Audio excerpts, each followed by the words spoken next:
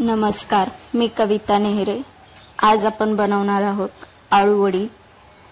माझ्या चॅनलला सबस्क्राइब केलं नसेल तर प्लीज सबस्क्राइब, लाईक, शेअर नक्की करा।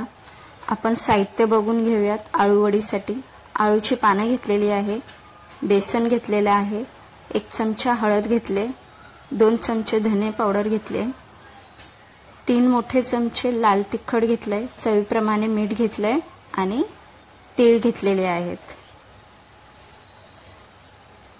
बेसन आणि मसाले आपण सर्व मिक्स करणार आहोत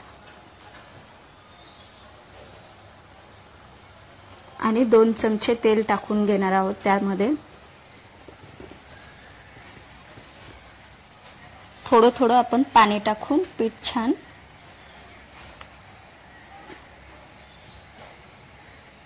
या पद्धतीने पीठ करून घ्यायचं आहे।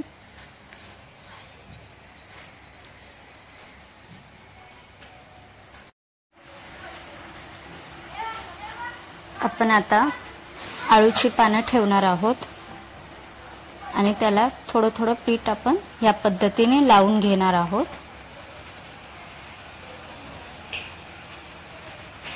सर्व साइडने थोडं थोडं पीठ आपण लावून घ्यायचं आहे।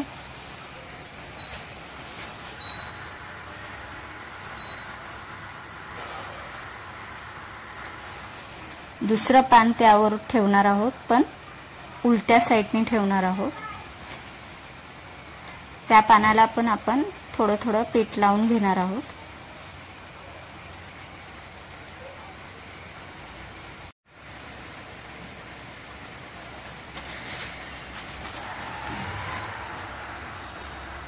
या प्रकाराने आपण सर्व आळूची पाने ठेवून थोडं थोडं पीठ लावून घेणार आहोत।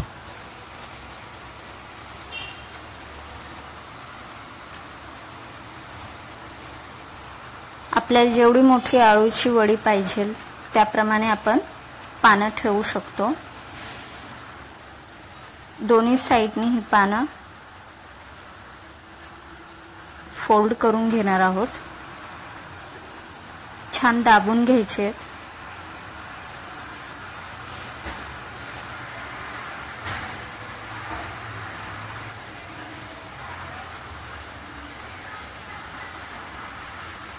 या पद्धतीने आपण थोडं थोडं पीठ लावणार आहोत चिटकवण्यासाठी आणि आळूची वडी छान या पद्धतीने रोल करून घेणार आहोत।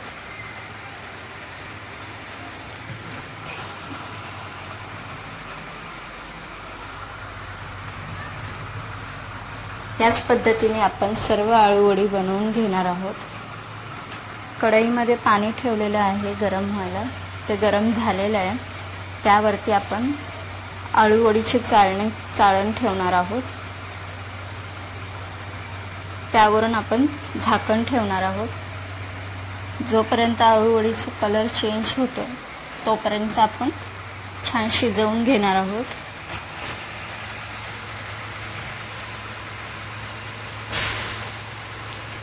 आपली आळू वडी शिजलेली आहे, थंडही झालेली आहे।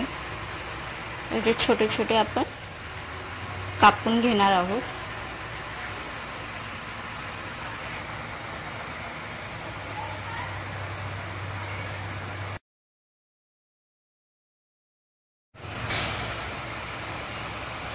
आळू वडी छान कापून झालेली आहे। कढईमध्ये आपण तेल घेतलेले आहे। तेल छान गरम झाले की त्यामध्ये आपण आळू वडी तळून घेणार आहोत।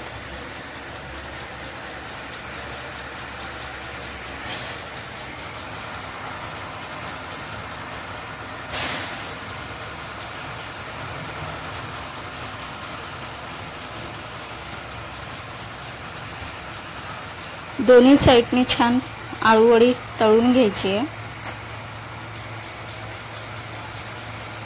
तुम्हाला ज्या पद्धतीने शॅलो फ्राय, डीप फ्राय कुठल्याही साइडने करून घ्यायचे असेल तर तुम्ही करू शकता।